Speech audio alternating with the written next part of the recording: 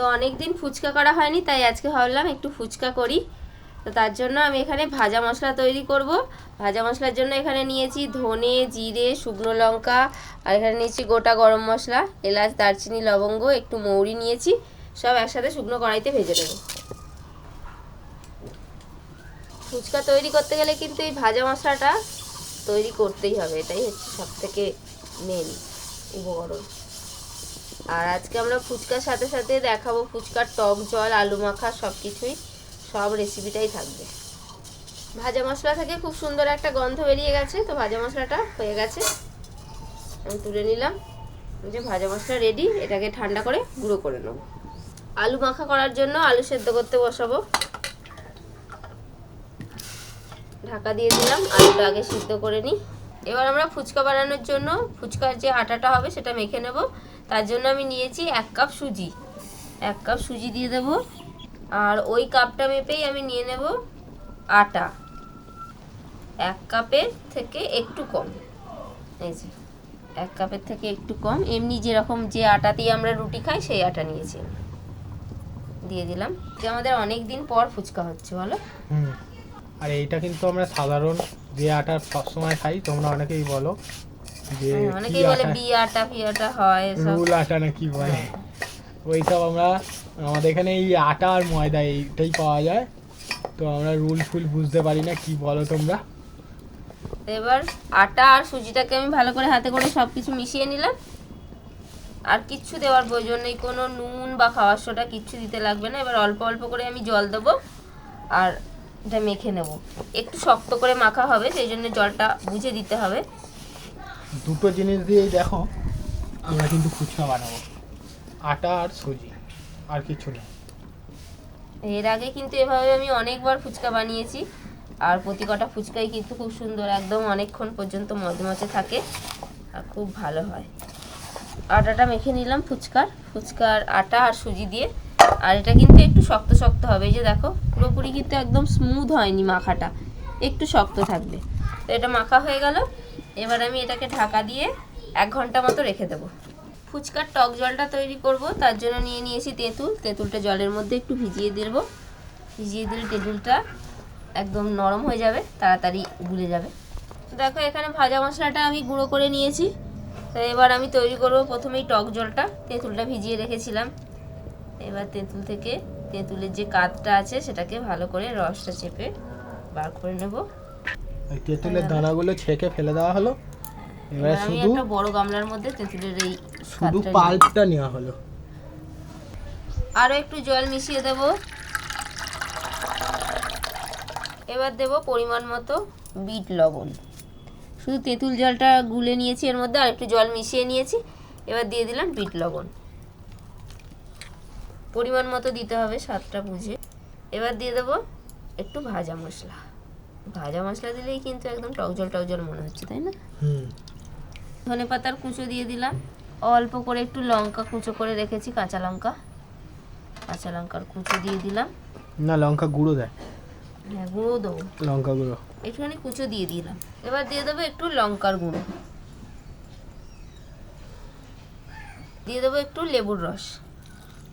অল্প করে লেবুর রসটা চেপে দিয়ে দিলাম, আর লেবুটা এর মধ্যে দিয়ে দিলাম।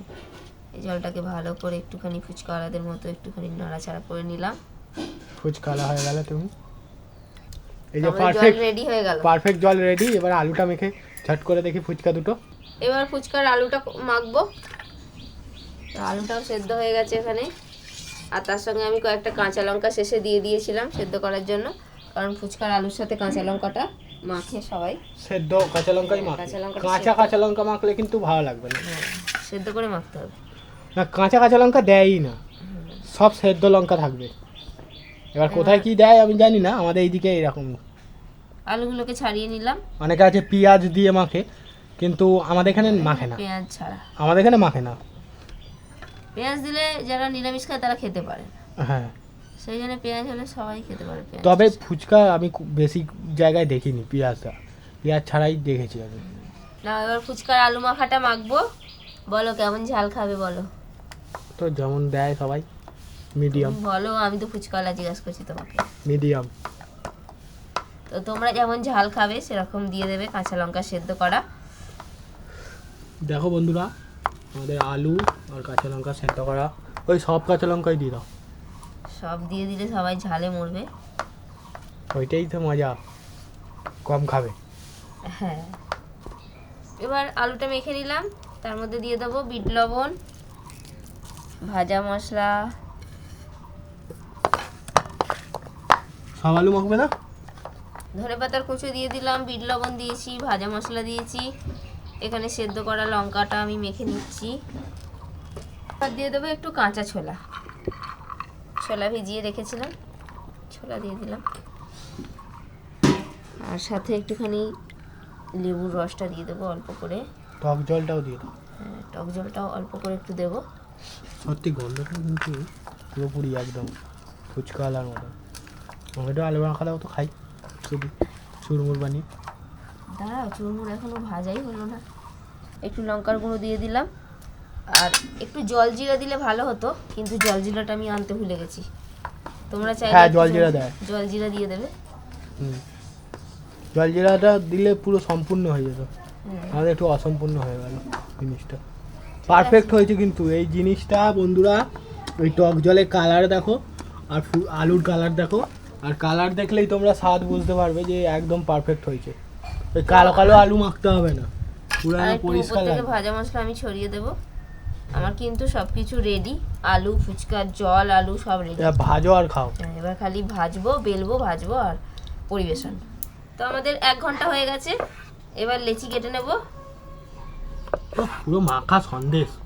এইভাবে 4 ভাগে সমান ভাগে ভাগ করে নিলাম। পনিরের এরকম মতো ভাবে লাগছে। ভাগ করলে কি হবে, এটাকে যখন আমি লেচিটা করব তখন সমান দেখো ভাগে কেমন ভাগ জালি হবে। জালি হয়েছে, দেখো। এই যে, হ্যাঁ, দেখো। এই সুজিটা ছিল ফুলেছে। হ্যাঁ। এবার এই ভাগগুলো ঢাকা দিয়ে রেখে দেবো, আর একটা ভাগ থেকে আমি লেচি কেটে নেব। তাঁতি বানাও, সবাই বলছে ফুচকা বানাচ্ছে, খাবো। অবশ্যই তাড়াতাড়ি বানাবো। এই তো খালি বেলতে হবে, ভাজতে কতক্ষণ সময় লাগবে। ভাইয়াটা তো আমি আগে ভাজতাম, এখন তো আমি পেছনে। মাসিকে ক্যামেরাটা ধরে দিয়ে তুমি চলে আসবে। হুম। এই যে এই টুকু করে ছোট ছোট করে লেচি কেটে নেবো। এই ফুচকা আলার মতন হচ্ছে। এই যে এরকম হয়ে গেল, এটাই লেচি হয়ে গেল, এটাকেই এইভাবে বেলতে হবে। তো আমার এগুলো হয়ে গেল, এগুলোকে আমি একভাবে এগুলোর ভেতরে ভরে রাখবো, নাহলে কিন্তু এগুলো শক্ত হয়ে যাবে। এই নিয়মগুলো কিন্তু সবাই তোমরা ফলো করবে, নাহলে কিন্তু ফুচকা ভালো হবে না। তখন আমাদের আবার তোমরা কমেন্ট করে বলো যে আমাদের হয়নি, তোমার কেন হয়েছে। তোমরা এইগুলো দেখো না, স্কিপ করে দিয়ে তাড়াতাড়ি করে বানাতে লেগে যাও। আর এইগুলো এটাকে দেখো, হ্যাঁ, এইগুলো বেলতে দেখতেই হবে। হবে। হ্যাঁ, এবার কেমন করে বেলছি, এটাকে খুব বেশি পাতলাও করব না, একদম পাতলা, আবার একদম মোটা করলে কিন্তু লুচির মতন হয়ে যাবে। আর একদম যদি পাতলা হয়ে যায় তাহলে আর ফুলবে না, পুরো এর মতন হয়ে যাবে, চুরমুর হয়ে যাবে। সেরকম হয়ে যাবে। এইটা কিন্তু মেন জিনিস কিন্তু বন্ধুরা, ফুচকা করতে আটা, রুল আটা, কিছু আটার প্রয়োজন নেই। সিম্পল আটা আর সুজি পরিমাণটা ঠিক রেখে, আর এই বেলাটা আর এই যে কিভাবে রাখছে সেটা করতে পারলেই তুমি জানবে যে একদম তুমি ফুচকাওয়ালা হয়ে গেছো। বাড়িতেই ফুচকাওয়ালার মতন বানাতে পারবে, আর কিচ্ছু নেই। টক ঝাল আলু সবাই বানাতে পারবে, কিন্তু ফুচকাটা এটাই, লুচি হবে না ফুচকা। আর এই বেলাটা এইভাবে পারফেক্ট, এটা কেউ বলে না, আর কেউ এই টিপস শেয়ারও করে না, কারণ এটা বিজনেস করে। বেলাটা একদম মিডিয়াম বেলতে হবে, মিডিয়াম, একদম মাঝারি, খুব পাতলাও না খুব মোটাও না। ফুচকাটা বেলতে থাকবো, আর এদিকে তেলটা গরম বসিয়ে দিচ্ছি, কারণ তেলটা অনেকটা গরম করতে হয় ফুচকার জন্য, তেল গরম হতে সময় লাগবে। তাই এদিকে তেলটা গরম হতে থাক, আর আমি ততক্ষণ ওদিকে বেলতে থাকি, দুটো একসাথে কাজ হয়ে যাবে। আমরা ফুচকা ভাজা শুরু করে দিয়েছি। এই যে ফুচকাটা ছাড়ার সাথে সাথে এইভাবে চাপ দিতে হবে সঞ্চয় করে, আর উল্টো দিকটা উল্টে দিতে হবে।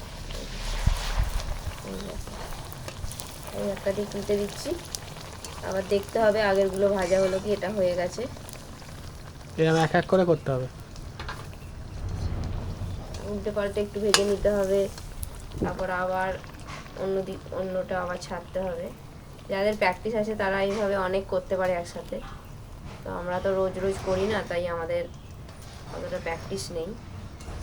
এমনিতেই আমার ভয় লাগছিল ফুচকাগুলো ফুলবে তো, মানে বেলাটার ওপর নির্ভর করে, তো তাই একটু ভয় লাগারই কথা, যেহেতু আমি রোজ করি না। একদম সত্য কথা। সৈত্য না, সত্য কথা বলছো। আমি সবসময় সৈত্যই বলি। খাঁটি কথা কইছস। দেখো কি সুন্দর ফুচকাটা ফুলছে আমার। তেলটা কিন্তু একদম গরম থাকতে হবে, তবেই কিন্তু ফুচকাটা ফুলবে। এই যে হাওয়া হাওয়া করে জ্বলছে, হাউ হাউ করে জ্বলছে, তেল থেকে একদম ধোঁয়া ছাড়া গরম। তেল যদি গরম কমে যায় তাহলে আর ফুচকাটা। আর একটু এখানে চাপ দেবে, ফুচকা ফলানোর সময় একটু চাপ দেবে, ওই যে চাপ দিচ্ছে ছাঞ্চাই করে, একটু চাপ দেবে ওর গায়ে, তাহলে কিন্তু হয়ে যাবে। আবার মাঝে মাঝে কিন্তু একটা একটা ফুলবেও না, সেটা নিয়ে সেটা হয়তো কোনো মাইন্ড খাওয়ার করলে কোনো- হবে না, সেটা ওরকম হবেই, সবাদেরই হয়, ফুচকাওয়ালাদেরও হয়। সেই জন্য তো চুরমুর খাওয়ায় ওরা। একদম পর পর অনেক ফুচকা ভাজা হয়ে যাচ্ছে, কিন্তু আবারও বেলতে হবে, তখন কি করে ভাজবো। তখন তেল নামিয়ে আবার করতে হবে। তো দেখো আমাদের ফুচকাগুলো একদম প্রত্যেকটা কিন্তু ফুলছে ভালো। এই যে বেরিয়ে যাচ্ছিস কেন রে, বেশি লাল হয়ে যাবে। পড়ে যাচ্ছে গো, সব ভর্তি হয়ে গেছে ওদের, এত ফুচকা হয়েছে যে গামলায় ভর্তি। এখনো ভাজা চলছে, থালায় ভর্তি। আঁচটাকে খালি জোর রাখতে হবে।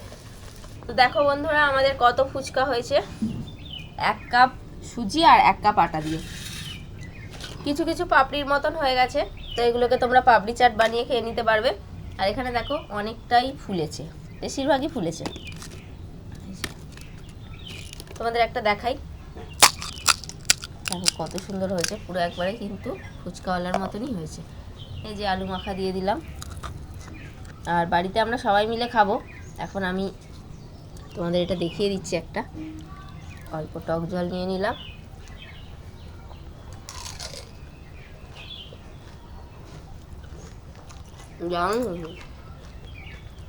ভালো, খুব ভালো।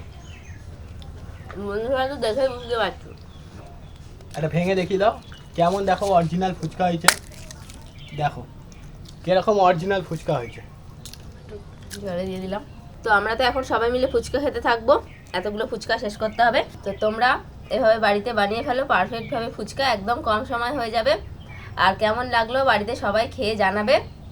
আজকের রেসিপি যদি ভালো লেগে থাকে তো অবশ্যই লাইক করে দাও। আজকের মতো এখানে শেষ করছি, দেখা হবে পরের ভিডিওয়ে। টাটা। টাটা সকলে।